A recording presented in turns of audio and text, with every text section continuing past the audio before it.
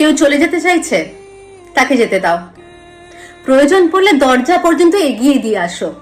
আরো প্রয়োজন পড়লে অটো ভাড়া, ট্রেনের টিকিট সবটা করে দাও। কেউ চলে যেতে চাইলে তাকে যেতে দাও বস।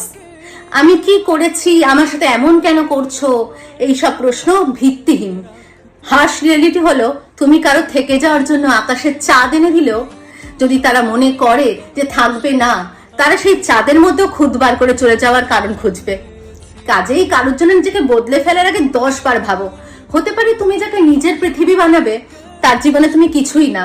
হতে পারে যার জন্য তুমি খাওয়ার খেতে ভুলে যাও, সেই তোমাকে ভুলে বিরিয়ানি সাটাচ্ছে। তুমি অসুস্থতা বা মরে যাও, তাতেও যাদের কিছু যায় আসে না, তারা যদি যেতে চায় তাতে যেতে দাও। হাজার অপমান তাচ্ছিল্য সহ্য করে জোর করে রেখে দিলে না সেই মানুষটা ভালো থাকবে না তুমি ভালো থাকবে। কাজে যেতে চাইলে যেতে দাও। কারো কাছে তুমি অনেক কিছু, আবার কারো কাছে তুমি কিছুই না। কেউ একবার তোমার সঙ্গ পেতে পাগল, আবার কারো জন্য দীর্ঘদিনের অপেক্ষা করেও তোমার অপেক্ষা তাদের কাছে গুরুত্বহীন। জোর করে গুরুত্ব বাড়ানো যায় না। কেউ গুরুত্ব না দিলে দূরত্ব বজায় রাখাই বুদ্ধিমানের কাজ।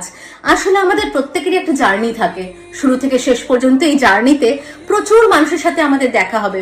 প্রচুর মানুষ থাকতে চাইবে, প্রচুর মানুষ চলে যেতে চাইবে, প্রচুর মানুষ ভালো চাইবে, প্রচুর মানুষ খারাপ চাইবে, প্রচুর মানুষ গর্ব করে সম্পর্কটাকে স্বীকার করবে, প্রচুর মানুষ তোমরা তার সম্পর্কটা লজ্জায় অস্বীকার করবে। তবে এত কিছুর মধ্যেও নিজের জার্নিটাকে ভুলে গেলে কিন্তু হবে না। আমাদের প্রত্যেকেরই সামনের দিকে এগিয়ে যেতে হবে।